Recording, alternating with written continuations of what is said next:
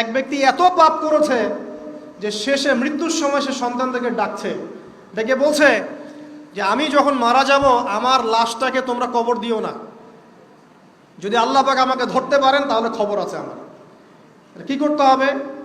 সে বলছে যে আমার দেহটাকে তোমরা পুড়িয়ে ফেলবে এবং পুড়িয়ে ফেলার পরে ছাইগুলোকে একত্রিত করবা, করে অর্ধেক ছাই সমুদ্রে ভাসিয়ে দিবা, অর্ধেক ছাই বাতাসে উড়িয়ে দিবা। সন্তানরা তাই করলো। মৃত্যুর পর আল্লাহ পাক এই সমুদ্র এবং জমিনকে বাতাসকে আদেশ করলেন যে তোমরা ছাই জড়ো করে দাও। আর মানুষ আর জিন আল্লাহর কথা না শুনলেও এই প্রকৃতি আল্লাহ পাকের কথা শোনে। বিজ্ঞান বলে প্রকৃতি থেকে সব হচ্ছে। কি প্রকৃতি? প্রকৃতি কি, কাকে বলে? মানুষকে আল্লাহর ইবাদতকে বাদ দিয়ে প্রকৃতি পূজায় নিয়ে গেছে। এই পুরো প্রকৃতি আর মহাবিশ্ব এক আল্লাহর ইবাদত করে। কে সৃষ্টি করলো প্রকৃতি? প্রাকৃতিকভাবে হয়েছে সব কিছু বলে, আল্লাহ থেকে হয়েছে বলা যাবে না। বললে আপনি মৌলবাদী হয়ে যাবেন। আল্লাহ শব্দ ইউজ করলে আপনি মৌলবাদী হয়ে যাবেন। ধর্মতাত্ত্বিক শব্দগুলোকে আস্তে আস্তে উঠিয়ে দেওয়া হয়েছে। দেখবেন যুক্তি, বিজ্ঞান, দার্শনিক শব্দগুলোকে আনা হয়েছে। এটাও টেকনিক্যালি করা হয়েছে। কোনো সেকুলার মিডিয়াতে আপনি দেখবেন না ইনশাআল্লাহ বলছেন। ইনশাআল্লাহ প্রমাণ করবে যে আপনি আস্তিক না নাস্তিক। তো প্রকৃতিকে আল্লাহ পাক আদেশ করলেন, এই সমুদ্র ছাই জড়ো করো, এই বাতাস ছাই জড়ো করো। তারা ছাই জড়ো করে দিল। এই ব্যক্তিকে বলা হচ্ছে তুমি জীবিত করে আল্লাহ পাক বলছেন তুমি যে এই কাজটা করেছিলে, লিমা ফাআলতা হাদা, তুমি এই কাজটা কেন করেছো? তখন এই ব্যক্তি উত্তর দিচ্ছে মিন খাশিয়াতিকা ইয়া রাব্বি ওয়া আনতা আ'লাম। হে আল্লাহ, আমি আমার বুঝে যা এসেছে আপনার ভয়েই আমি এই কাজটা করেছি, আর আপনি খুব ভালো করেই জানেন যে আমি আপনার ভয়ে করেছি নাকি অন্য কোনো কারণে করেছি। মানে আপনি আমার মনের কথা জানেন। আল্লাহ পাক তাকে মাফ করে দিলেন। আপনাদেরকে আমি সেই ব্যভিচারী মহিলার কথাও মনে করাই, যে ছিল একজন প্রস্টিটিউট মহিলা, পতিতা, যেটা আমরা বলি সমাজের ভাষায়, যদিও এখন নতুন শব্দ এসেছে সেক্স ওয়ার্কার বা যৌনকর্মী। এবং এগুলোকে আমরা এখন প্রমোট করছি। আমরা এখন অশ্লীলতাকে প্রমোট করছি। এই কথা বলতে আমাদের বুক কাঁপা উচিত নয় যে আমরা এখন অশ্লীলতাকে প্রমোট করছি। আমরা এখন কাপড় খোলার সংস্কৃতির দিকে যাচ্ছি। যে কাপড় খুলে দিয়েছিল ইবলিস। ইবলিস আমাদের বাবা মার কাপড় জান্নাতে খুলে দিয়েছিল, এটা কি জানেন?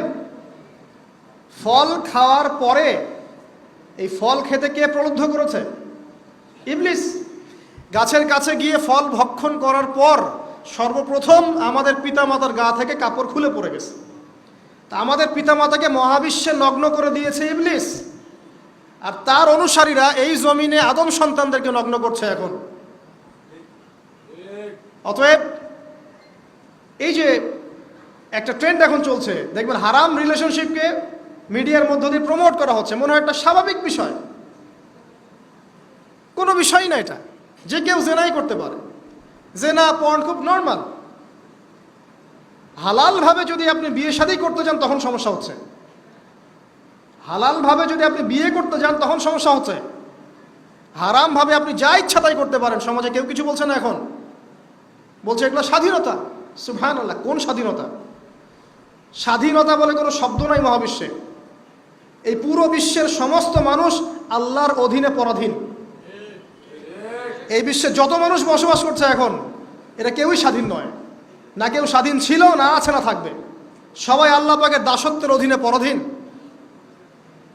স্বাধীন সেই এই পৃথিবীতে যে ব্যক্তি শয়তানের তাবেদারি করে, ও নফসের তাবেদারি করে, ও তো স্বাধীন, যা ইচ্ছা তাই করতে পারে।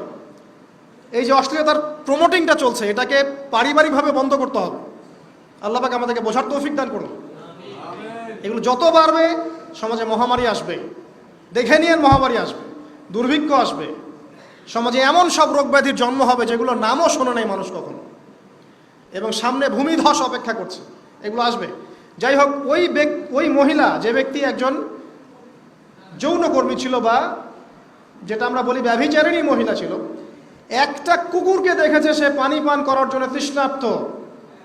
সে এটাতে মায়া করে, দয়া করে তার মোজাটাকে নামিয়ে এই কূপ থেকে পানি উঠিয়ে কুকুরকে পান করিয়েছে। এই একটা কাজের বদৌলতে আল্লাহ রাব্বুল আলামিন এই ব্যভিচারী মহিলাকে মাফ করে জান্নাত দিয়ে দিয়েছে। হাদিস এটাও এসেছে, নবী সাল্লাল্লাহু আলাইহি ওয়াসাল্লাম বলেছেন, ইরহামু মান ফিল আরদ, তোমরা সবাই জমিনবাসীর প্রতি রহম করো। জমিনে মুসলিমই থাকতে হবে, তাদের প্রতি রহম করতে হবে এমন নয়, জমিনবাসী যারাই আছে সবার প্রতি রহম করো, জাতি ধর্ম বর্ণ নির্বিশেষে। এমনকি পশু পাখির প্রতিও দয়া করো। ইরহামু মান ফিল আরদ, জমিনে যারা আছে সবার প্রতি রহম করো। ইয়ারহামুকুম মান ফিস সামা, যিনি আসমানে আছেন তিনি তোমাদের প্রতি রহম করবে ইনশাআল্লাহ। ইসলাম এই কথাগুলো বলেছে 1400 বছর আগে। আজকের এই বিশ্বে, সোকল্ড এই মডার্ন বিশ্বে যেখানে মানুষের রক্তের কোনো দাম নাই, সেখানে ইসলাম পশু পাখির অধিকার নিয়ে কথা বলেছে 1400 বছর আগে। কাদেরকে কি শেখাতে আসেন? কোরআন এবং সুন্নাহর বাইরে অভ্রান্ত সত্যের কোনো উৎস আছে? এখানে যা আছে তাই চূড়ান্ত। মানতে চাইলে মানেন, না মানতে চাইলে জাহান্নামে যান, কেউ তো বাধ্য করছে না। লাকুম দীনুকুম ওয়ালিয়া দিন। আল্লাহ পাকের রহমত দেখেন। আরেকটা ঘটনা আছে এমন, একটা বিড়ালকে বেঁধে রেখেছিল এক মহিলা, খাবার দেয় নাই, কষ্ট দিয়েছে। এই একটা বিড়ালকে খাবার না দিয়ে কষ্ট দেওয়ার কারণে এই মহিলাকে আল্লাহ পাক জাহান্নামে পাঠিয়েছে। এরকম কত ঘটনা আছে, এই ঘটনাগুলো হাদিসের পাতায় বর্ণিত আছে।